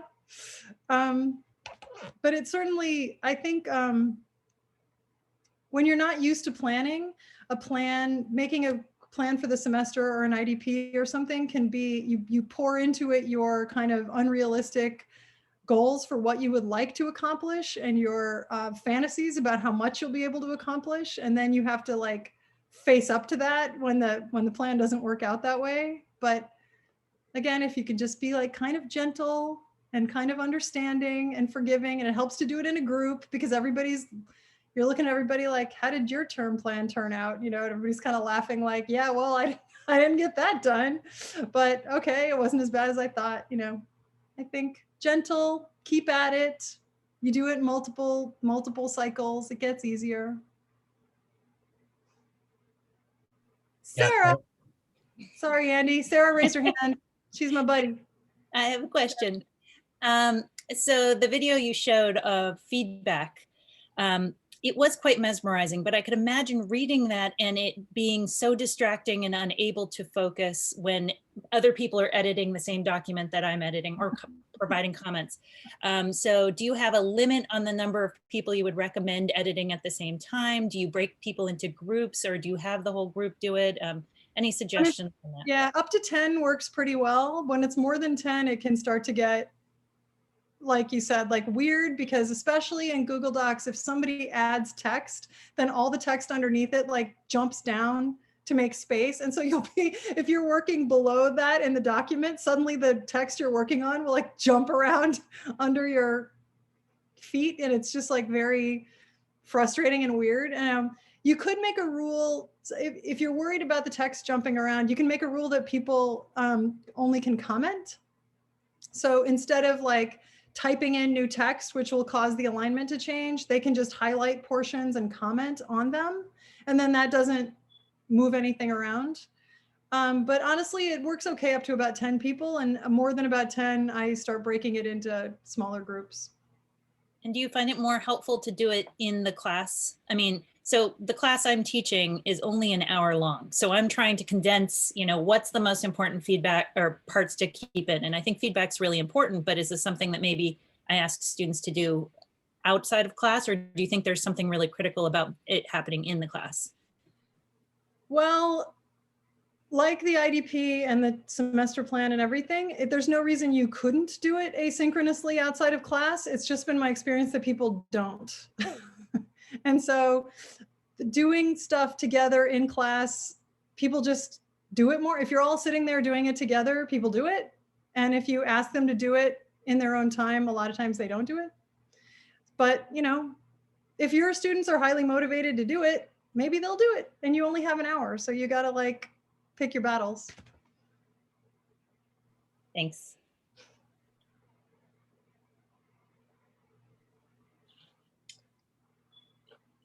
Yeah, Christina. Yeah, thank you. So I have a question about the check-in. So is it about asking like what project will you going to write on right now? Or is it more about what problems did occur during the last week? Or why did you have problems on meeting the goals you set? Or what is the content of the check-in, or is it really free? Yeah, I think you can use your check-in any way you want. It's just a kind of like, you got these people who are friends who meet week after week. They get to know each other. They're friendly. And it's just nice to have a period of time in the meeting where they can be like, how's everybody doing? And so, if you can imagine that I'm looking at the 4 people in the upper corner of my display. It's Christina, Barbara, Sarah, Eric. So you can imagine the 4 of us are meeting, and we could be like, we did our quiet writing time. And then we could be like, so what's up? Should we check in? Like, Sarah, how was your week? Maybe we're all looking at the shared daily writing log, and Sarah will be like, well, as you can see, I plan to finish this manuscript this week, and that didn't happen.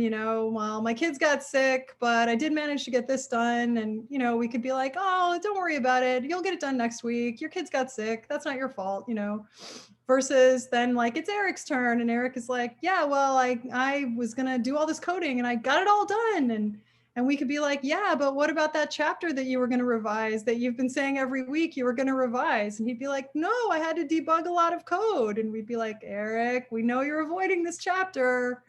You've been saying every week you were going to do it. And every week you come in and tell us you did something else. Come on, dude. Like, let's say you're going to do 10 minutes on it this week, like that kind of thing. So it's just like people being friendly, trying to help each other think about what they wanted to get done and what got in the way if it didn't happen. And it's also a time when people will say like, well, I think I'm supposed to put together an advancement committee, but I don't even know what the advancement committee is supposed to be like. I mean, how do I know who's supposed to be on the advancement committee? Like, what do I do? And then maybe you have some students there who are like advanced graduate students, and they say, oh, well, you should ask, you can just ask professors who are kind of interested, who do similar work to yours. And they always say yes, basically. And you should ask this person and that person, or somebody might say, well, I was thinking about taking this class.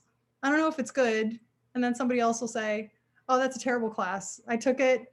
that guy's a jerk. He gives you way too much homework and he doesn't give you good feedback. Like, I don't think you should do it. It's not worth your time. You know, so it's just like a time for people to talk about how their work is going and like ask each other questions and exchange advice and stuff.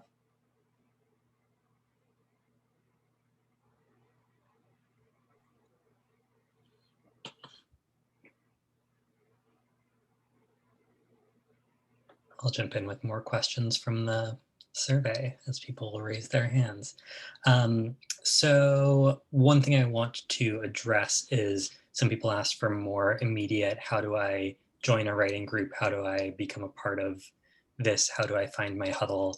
And I encourage you to join the MCLS trainee Slack, which based on some interest, I think we're going to expand to be a full MCLS Slack with some private rooms for trainees, because we don't want to exclude everyone who wants to communicate informally and write. One question that came up was, if you were writing the book now or writing an addendum to the book, what additional chapters would you include specifically about COVID times? I know you kind of talked about this. Yeah, I don't know. I mean, I feel like we're going to have to all process, right? We're kind of coping with this right now while it's happening, and then it's going to be over and we're going to look back and be like, you know, what I learned looking back from the COVID experience was blah, blah, blah. But like, right now I feel like we're still in the middle of it and we're just trying to cope with it. And I don't know what the take home lessons are going to be. On the one hand, it kind of makes it easier for us all to connect. Like here we are, there's 70 of us on this call and we didn't have to all travel to a different country and be in the same room. And that seems pretty awesome, right? I'm getting to see my friends. I'm getting to see Sarah and Geeta and Martha and everything. But in some ways it doesn't feel as good. Like it doesn't feel, I miss the writing group. I miss being in a room with my friends and with my students and like physically sitting there together and writing. And I miss how we used to like go walk and get coffee afterwards. And you know, it's kind of lonely. On the other hand, I don't know, some things get easier. A lot of the things we do are online anyway. The feedback forum, which is on Google Docs, there's no reason you can't do that when you're all scattered across the country. The IDPs, the term plans, the shared daily writing log, it's all online. So I guess it opens up possibilities for people to create a writing community that's very scattered. And that's really nice. I don't think, in terms of other chapters, so when I wrote the writing workshop book, it was really about, it was sort of from the standpoint of a faculty member teaching a writing seminar, like the one that I've taught for 10 years. And so it was like, here are things that we cover in the writing seminar, and here's how you can run a writing seminar and you can cover these things. But in the past few years, I've gotten really interested in this model of cascading mentorship where advanced graduate students and postdocs lead groups of other students for other students. Partly because I've been inspired by my students who, after being in my writing workshop for a few years, have gone off and started writing groups for their peers. I think it's lovely. And they have so much, advanced grad students have so much to teach to new grad students. They know a lot.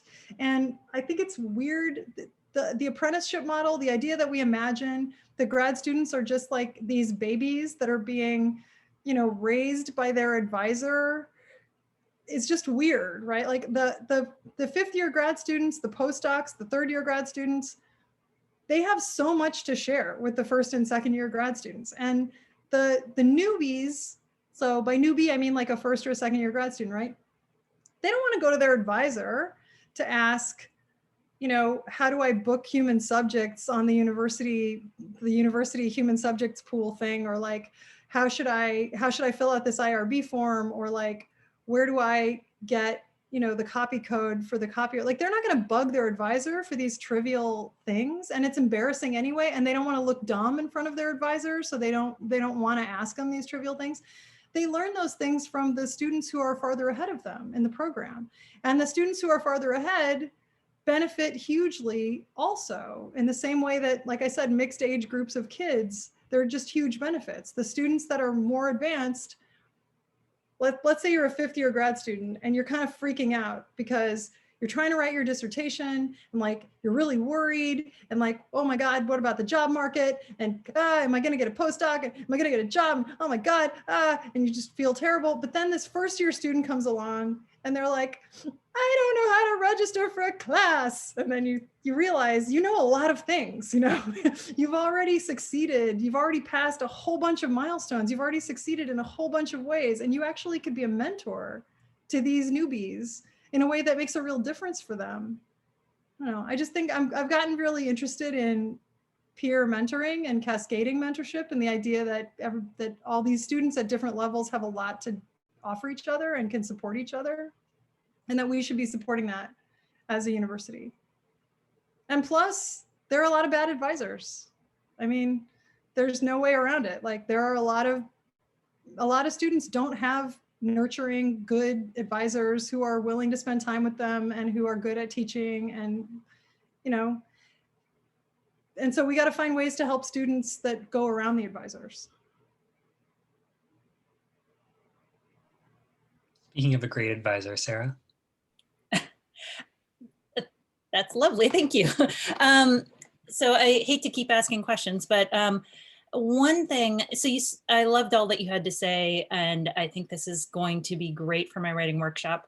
One thing I also want to incorporate is— Are you saying that you regret refusing to talk to me about this for 10 years? No, I'm now benefiting from it all now. I didn't I didn't need to talk about it over dinner. But can you speak to one other thing I want to incorporate in is the best way to get students to focus on organization in your writing. So you talked about reverse outlining. Are there any other strategies that you'd really recommend that I incorporate in?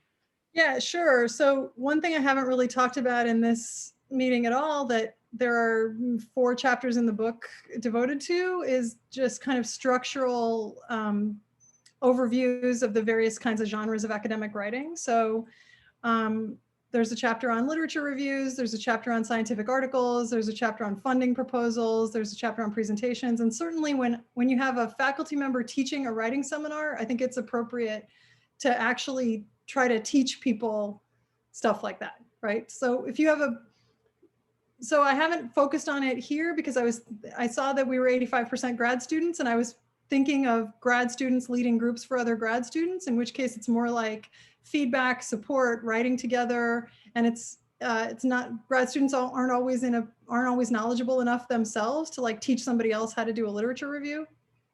But I think students really appreciate that. If you have grad students who want to talk about it, I think, you know, all of my thoughts about it are in those chapters. I think it can be very useful to have some basic principles that people can keep going back to. So, for example, literature review, newbies have to write literature reviews. First and second year grad students, they're reading a lot of stuff, and then they typically have to write some kind of paper or review, and then they get tested on it. They have some kind of exam, or they have to do some oral exam or something.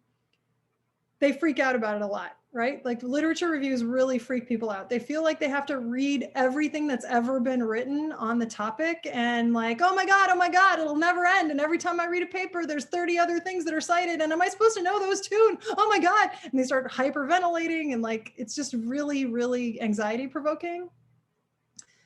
So we have some tricks. We have the mind map, the literature review map where you have your topic in the middle and you start organizing the literature in branches going out from it.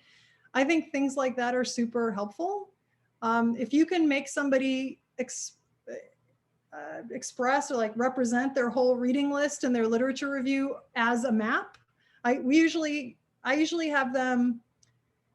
So the main rule is that you have to keep the branching structure. You can't, because people put nodes, they put papers and chapters, and then they start drawing lines all between them. Like, each paper has like lines going to all the other papers, and it ends up as this crazy network thing instead of a tree branching mind map structure.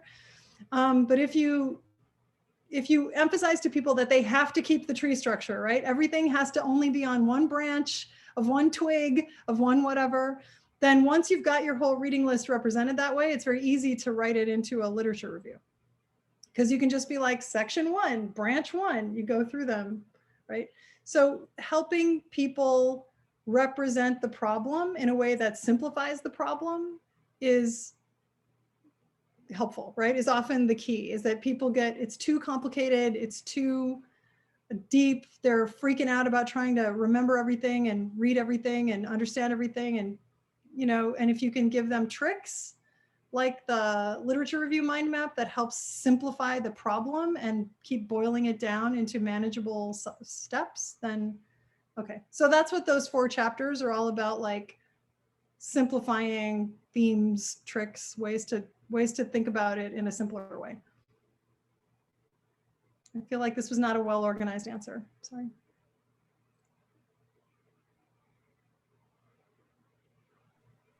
I thought it was great, thank you. I read those chapters, just so we're clear. I just thought maybe you'd have some additional things to add since it's been a little while since the book finished, but sounds great. Yeah, like the funding, for example, the idea that you can boil funding proposals down into 4 questions you have to answer, like what's the problem, what's already been done, what's your special sauce for like how you're gonna solve the problem, you know, your special, why is it a special opportunity that you're gonna do something about it, and then your plan for what you're gonna do. I find that super helpful. Even at the time when I wrote the book, I had already had, like, I had an NSF Career Award and I had gotten NIH funding. Like I had gotten grants before, but I still found it really, really useful to boil down the process into these 4 basic questions like that.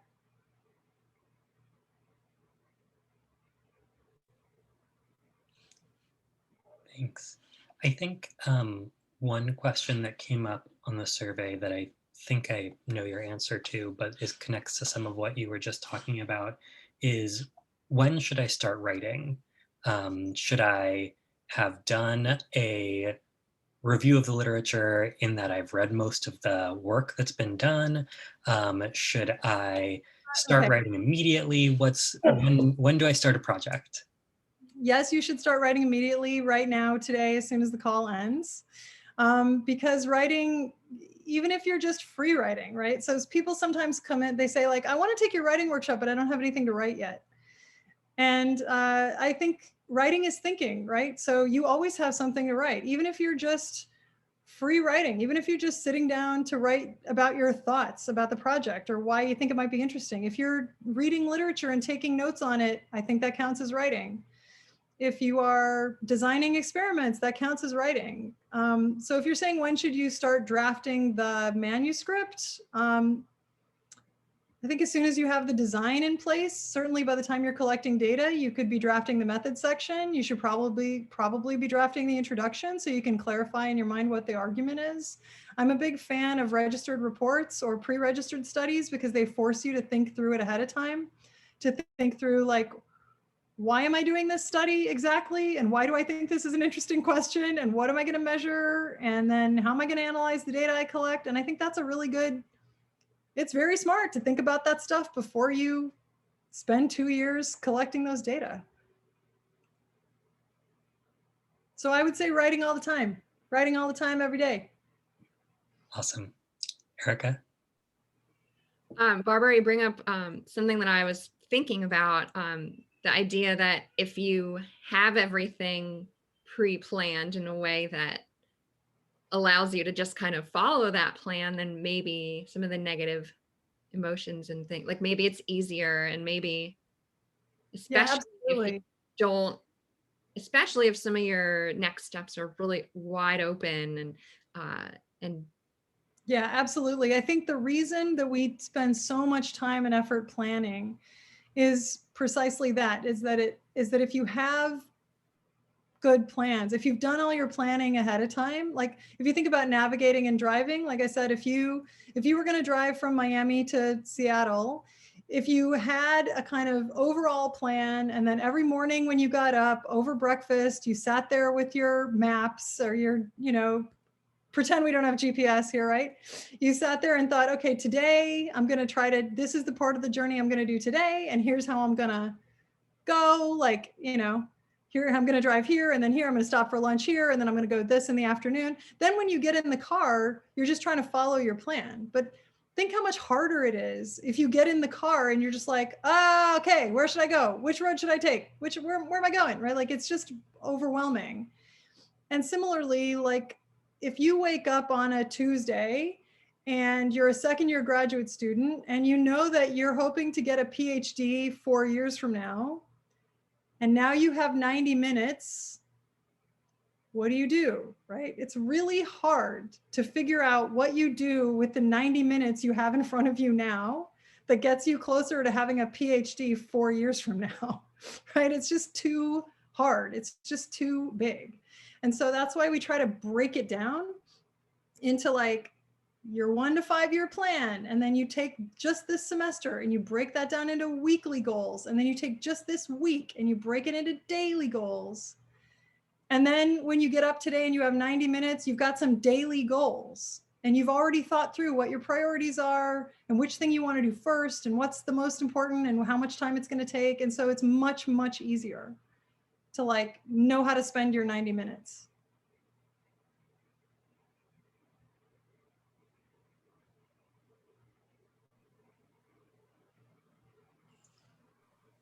Yeah, Joshua. Yeah, thank you, Barbara. This has been really great. Oh, wow, that's bad lighting. Okay. So say you're a postdoc like I am, or an advanced grad student, and you want to get plugged in and connected with a group, maybe with people in your department or lab that you also want to see succeed. Like, what do I do today? Do I go read the book? Do I just start like fumbling my way through it? Like, how would you tell people to do this in a way that's going to be helpful for the people that you want to help? The most important thing is that you have your group, right? So I would text those people today and be like, hey, you guys want to have a group? And then you decide, you know, when you're going to meet and for how long you're going to meet. And you decide like, what do you want to do in your group? Are you going to write together? Are you going to like make IDPs? Are you going to do feedback? Like figure out what people are interested in doing. Figure out a schedule, like how much time do you have and when you're going to meet, and just start meeting regularly and trying different things out. Like try the feedback forum. If you like it, you can do more feedback. If you don't like it, you can stop doing feedback. Try the shared daily writing log. Just figure out what you find helpful. But I think, you know, the biggest benefit is just that you feel less alone, that you have a group of people who care about each other and are committed to meeting on a regular basis, to kind of supporting each other's work. And that's just so important. And that's the big thing. Like that's bigger than any of the little details, whether you decide to write together or not write together, or do feedback or not do feedback, or plan or not plan. You just have to have the people and the commitment to like meeting regularly and being supportive. Great, thank you. Good luck. So I think if you have time for one more question, I see kind of two sides of the same coin that keep coming up on the survey that we sent out, which are, how do we navigate being too overwhelmed, too busy, having too many writing projects? How do we prioritize the multiple projects that we're working on? And then kind of the other side of that, how do we find ourselves motivated again? How do we come up with new ideas? How do we kind of branch off into new spaces? How do we become reinvigorated, particularly at a time when we're not necessarily kind of doing in-person data collection right now? Yeah, I mean, this is where I would go back to the gardening metaphor, right? Both, well, the answer to when you're overwhelmed because you have too many projects, and there's a short step from I have 17 projects and I'm overwhelmed to I'm burned out and I can't work on anything. Those are like not so far apart in my, those are two manifestations of being kind of overwhelmed. Those right? Those are the same as far as I'm thinking personally. So that's why that's why we do all the stuff I've been talking about, right? That's why you gird up your loins, you know, work up your courage, and you get a coffee and you get on Zoom with two friends who you trust, and you say like, I am gonna make a semester plan. And like, we're not gonna get off this Zoom call until we all have semester plans, you know?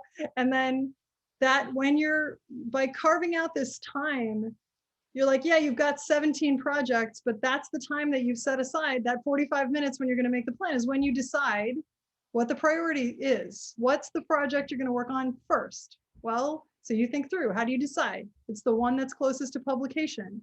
It's the one that is most important. Like if maybe it's the one, if you've got a grant proposal due, then you got to prioritize it because it has a deadline, right? But you clear a time of 30 minutes or 45 minutes or whatever when you decide you're going to think through these things, and you're going to prioritize, and you're going to make your IDP, or you're going to make your term plan, and the projects are going to have an order, and you're going to work on the top one first.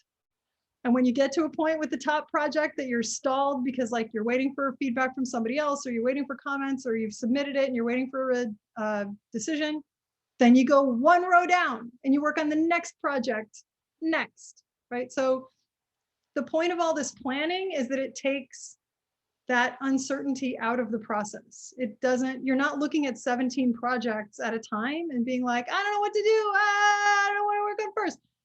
You've thought through what the order is. You've thought through which one you're going to do first. You've gone through and broken it into steps. So you know what the steps are for this week, and you know what the steps are for today. And when you have a little time to work, you just open up your shared daily writing log and you see that today you plan to do X and you do X, right? Like that. So the planning actually takes a lot of the chaotic, panicky feel away from it. And in terms of being reinvigorated and stuff, I would say, you know, you're a tomato plant. Like, give yourself, go back to basics and ask, are you taking care of yourself in basic ways? Are you sleeping? Are you getting enough sleep and sleeping well? Are you getting exercise? Are you getting some kind of social interaction? Do you have some kind of play, like stuff you do just for fun that's part of your life? Make sure you have those things in your life and you're taking care of your mental and physical health and well-being. And maybe, you know, take a week or whatever to re-examine how well you're taking care of yourself and to rest. And then I think your creative energy comes back. Wonderful. Thank you so much. So we have the 2-hour mark. I realize people have been dropping off as they have other things to get to. So we could probably, I could ask you questions for the next 3 or 4 hours, but I don't want to subject you to that. So thank you so much. And I wish we could get all 100 plus people who were here and plan to watch later, could give you a real round of applause, but Okay. hopefully at the next MCLS in Belgium, we'll be able to get there. So thanks everyone. We are really excited for our next, our first symposium of the semester, or of the spring term, the winter term, next Tuesday at 9 a.m. Eastern time. The schedule's circulating, and join the Slack, and we'll see you all soon. All right. Thanks, Barbara. Andy. Bye, everybody.